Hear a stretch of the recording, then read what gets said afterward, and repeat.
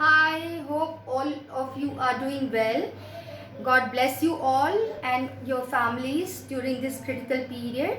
And I pray for your health and prosperity.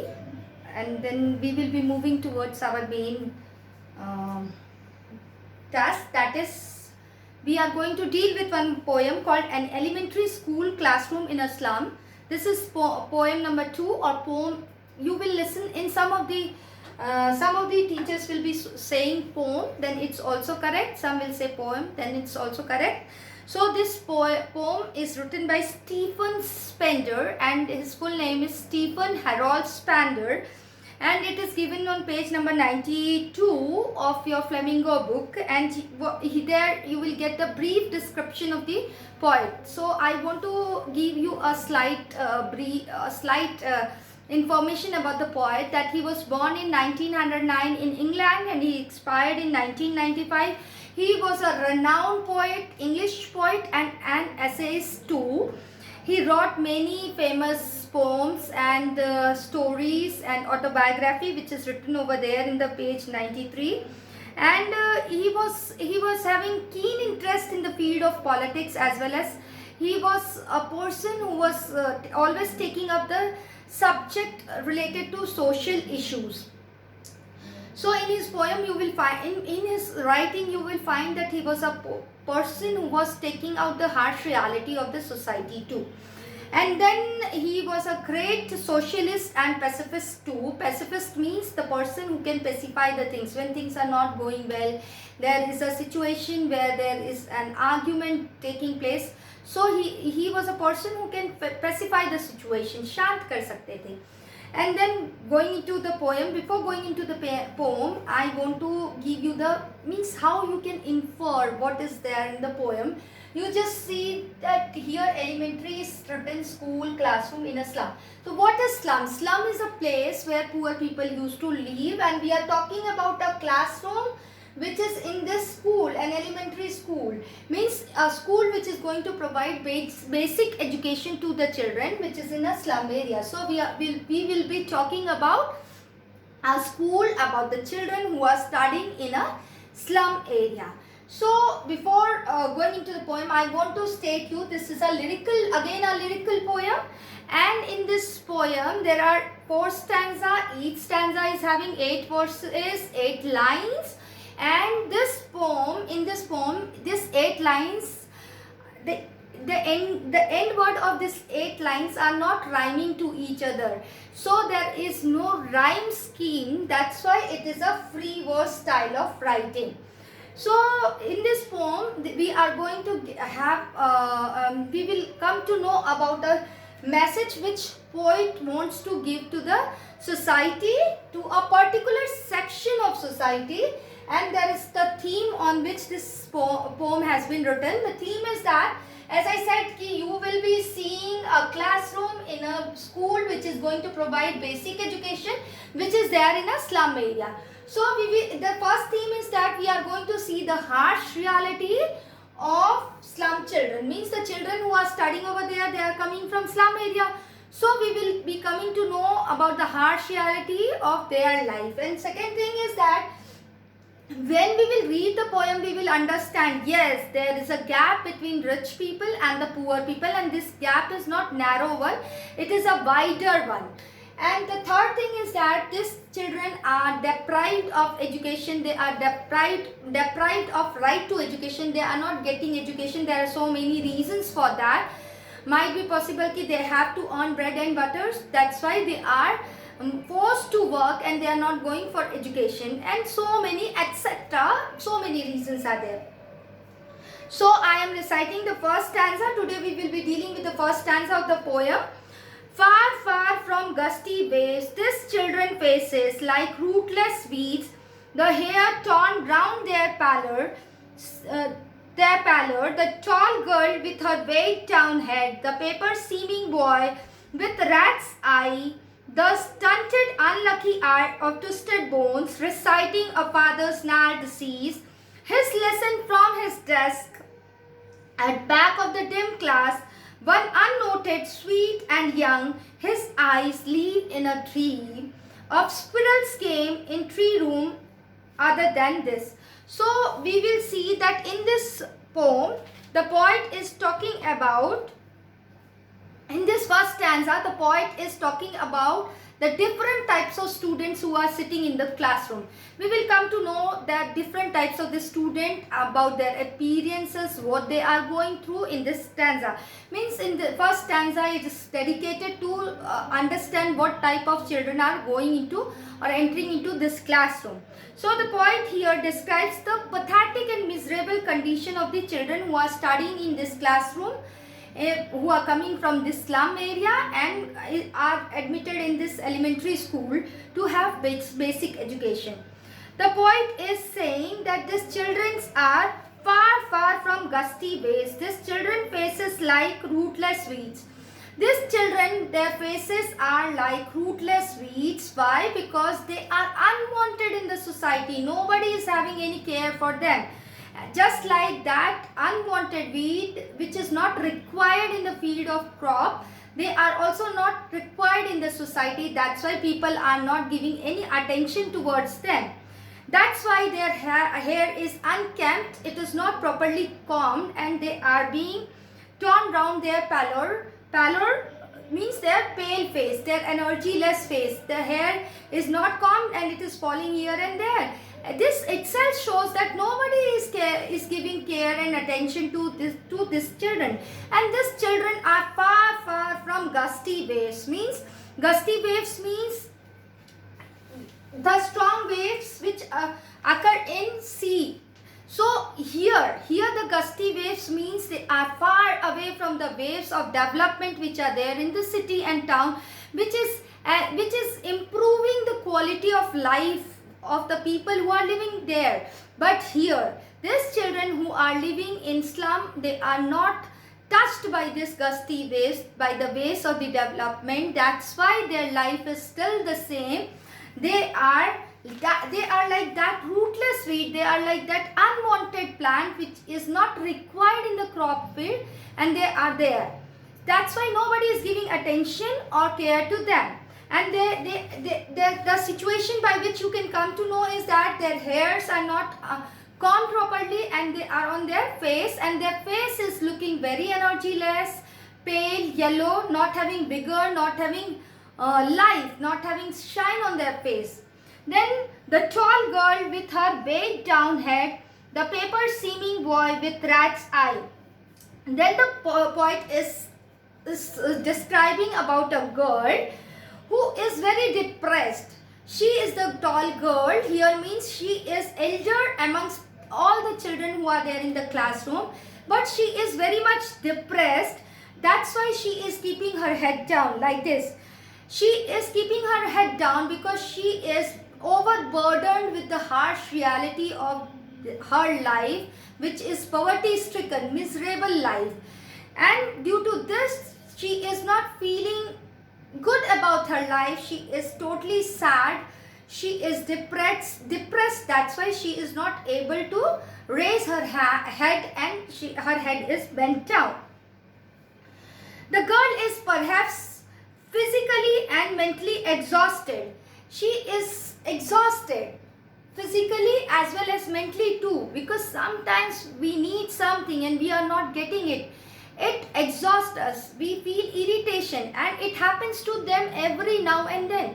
कभी कभार हमें कोई चीज़ चाहिए और नहीं मिलती है तो हम इरिटेट हो जाते हैं, एग्जॉस्ट हो जाते हैं. इस बच्ची के साथ ये तो हमेशा होता है, क्योंकि ये पॉवर्टी स्ट्राइकन एरिया से आती हैं, स्लम से आती हैं, तो ये फिजिकली मेंटली बहुत एग्जॉस्टेड हो गई है, इरिटेट हो गई है due to the harsh reality of her life, and she is full of depression. That's why her head is bent down like this. Then again the poet is talking about a boy, the paper seeming boy. Here the poet is saying that this boy is like a thin paper. Means there is no difference between this boy and the paper. Why there is no difference? Because he is also coming from slum area, and he is also coming from a very poor family. That's why he was not having balance. That's why he was not having proper food and diet, not having access to balanced diet. He was malnourished, due to which his body weight was not proper. He was not having good health condition. That's why he has been compared to paper. Means he was like a thin paper. And his eyes were bulging out. Bulging out means was coming out like rat's eye. When you will see the rat eye, they are big and you feel like they will come out. They are always in search of food. In the same way, this boy is also searching something. But again, the condition is not good. He is in miserable condition. So he was helpless over there. Then they are talking about a boy who has inherited some disease from his father, and this is a disease which is related to bone. Means he is suffering from a disease which he has inherited from father, जो उसको अपने पापा से genetically मिल गई है, जिसे हम arthritis बोलते हैं. Due to this bone disease, due to this arthritis, he has not grown properly, and his bones, he is having problem with the bones of his body. His bones are twisted. That's why he is not able to stand properly in the class. And what he is doing? He is reciting his lesson from his desk, and that's why he is sitting at his place and he is reading something from his book, some lesson from any of the subject in the class.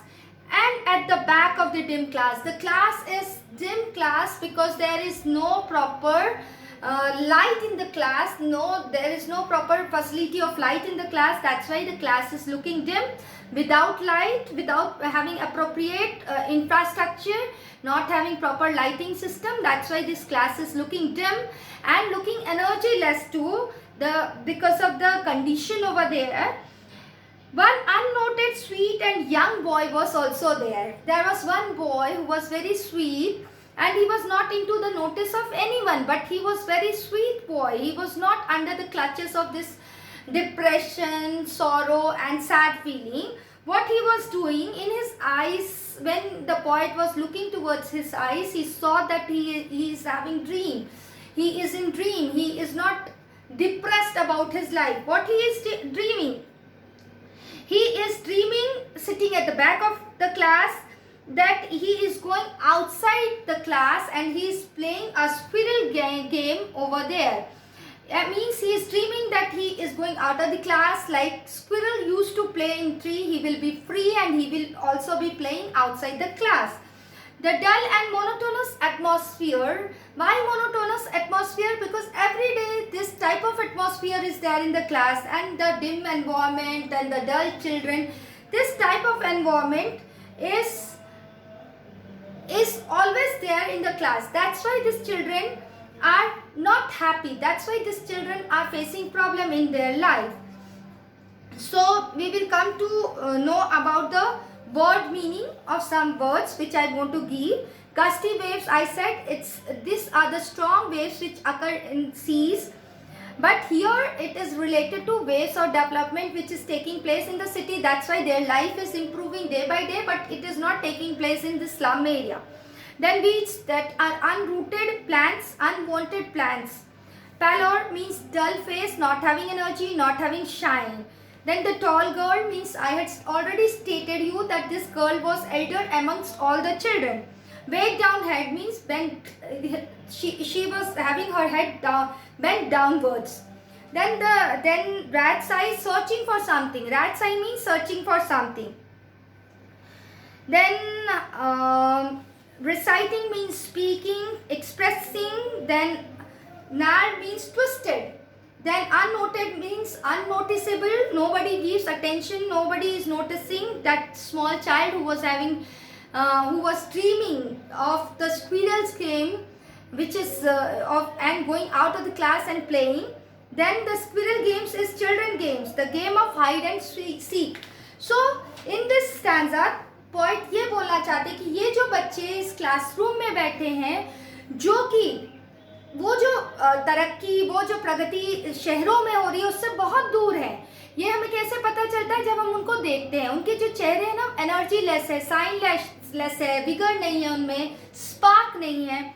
और उनके hairs देखो तो वो properly com नहीं है, कंघी किए हुए नहीं है, इधर उधर बिखरे हैं। मतलब इससे भी पता चलता है कि वो अनवांटेड वीड्स हैं जिन्हें कोई नहीं देखना चाहता है। Means nobody is giving attention and care to this particular section of the children. फिर जो सबसे बड़ी बच्ची है इस क्लासरूम की, द टॉल गर्ल, उसका सर झुका हुआ है। क्यों झुका हुआ है? बिकॉज वो ऐसे माहौल में रह रही है, पॉवर्टी स्ट्रिकन माहौल में रह रही है, जहाँ पे उसे she is not having access to even basic requirement of life. She is daily facing the harsh reality of life, not getting this, not having this, then fight for the food, and there are so many reasons. That's why she is full of depression. वो depression में है, जिसके कारण वो sir उठा के बैठ नहीं पा रही है क्लास में।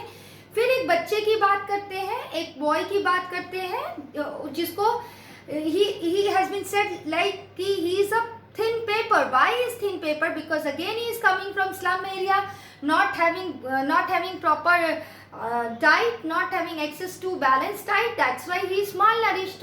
उसको अच्छा खाना नहीं मिल रहा, तो उसका जो ग्रोथ है, जो उसका डेवलपमेंट है, वो सही नहीं हुआ है। तो एकदम पतला सा पन्ने जैसा लड़का है, और his eyes are bulging out, coming out. जैसे आप चूहों को देखो, rats eye, they are always in search of food. And here the same thing is happening. He is also in search of something, either food or something, and his eyes are looking that they will come out from its place.